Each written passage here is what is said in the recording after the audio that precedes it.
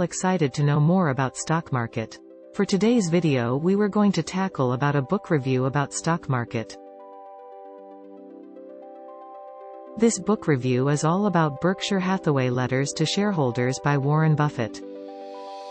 These are the key takeaways from this book. This book compiles the full, unedited versions of every one of Warren Buffett's letters to the shareholders of Berkshire Hathaway. In addition to providing an astounding case study on Berkshire's success, Buffett shows an incredible willingness to share his methods and act as a teacher to his many students. It was pretty instructive to learn why unproductive, currency-denominated assets erode one's capital, how never to trust most money managers and funds, what average performance means, how fees are evil, and the future of the company and his shares. They are not stock pickers, they buy businesses and not tickers. The pros and cons of buying a bit of a publicly traded company versus owning some in full became clear. The smart ones can be influenced by their prudent business selection process. It contains snippets from a 30 to 40 year period of Buffett's life, detailing the consistency in his actions, integrity, owning up to mistakes, and self-deprecating humor. It says it's a must-read for any long-term focused investor or someone planning to enter the business. Most of the core points made in all STD business books are present here, and it overall makes for a solid education.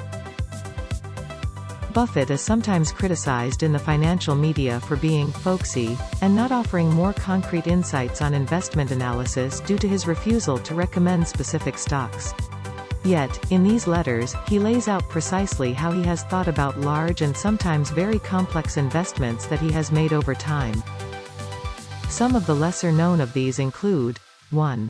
Preferred investments in Gillette, US Air, and Champion, all of which were in 1989.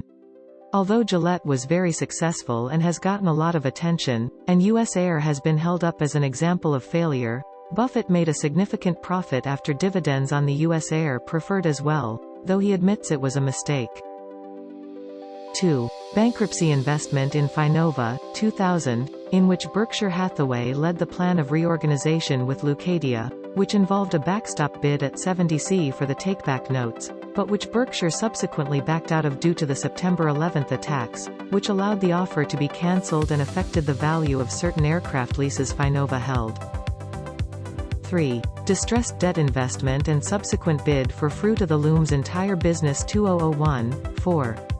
Distressed debt investment in Amazon's euro-denominated bonds, 2001 and 2002, after the tech bubble popping, which he purchased at 57% of par and also made a substantial return on the FX rate.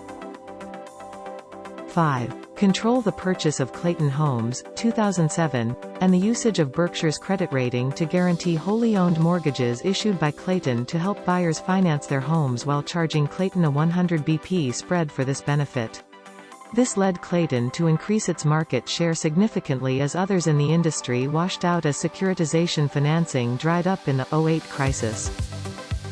6. His large derivative stakes involved sales of single-name and tranche-based credit default swaps and long-dated equity index put in 2008. Buffett goes into great detail to simplify these to thinking in terms of insurance contracts and float cost over their duration, as well as the importance of not being forced to put up collateral. Buffett's investment analysis across both simple and complex investments is permanently anchored on the central components of net present value. 1. The size of cash flows. 2. The duration of cash flows. 3. The reinvestment risk, opportunity of cash flows. 4. The price paid for 1 to 3.